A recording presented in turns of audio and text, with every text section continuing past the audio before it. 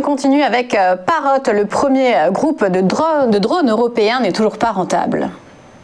Effectivement, le groupe français a dévoilé une nouvelle perte pour l'année 2020.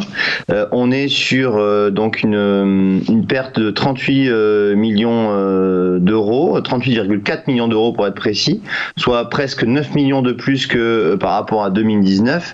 Et le chiffre d'affaires est ressorti en baisse de 25% à 57,3 millions d'euros.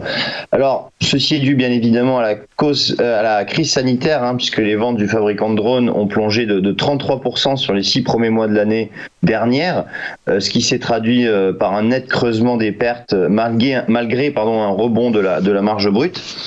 Le fait que les professionnels de santé, c'est-à-dire sécurité comme les pompiers ou l'inspection des bâtiments, aient un poids de plus en plus lourd, de plus en plus important dans le chiffre d'affaires, permet tout de même d'augmenter les marges, et c'est ce qui permet d'avoir de la confiance dans le titre Parrot. Déjà le redressement quatrième trimestre permet aussi d'avoir un certain optimisme sur le cours de bourse, puisque au quatrième trimestre le chiffre d'affaires n'a baissé entre guillemets que de 10%.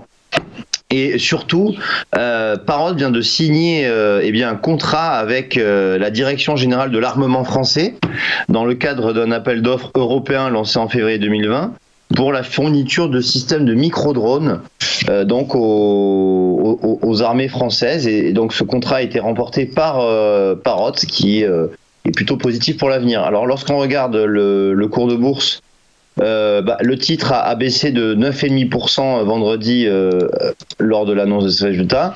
On est depuis le début de l'année, on est tout de même en territoire positif sur le titre Parrot, mais on a largement baissé depuis les sommets qui étaient atteints au mois de janvier. On a touché les 7,82 €, on revient au contact des 5,80 €. Donc attention sur le titre Parrot qui est plutôt dans une phase baissière dans son titre de bourse.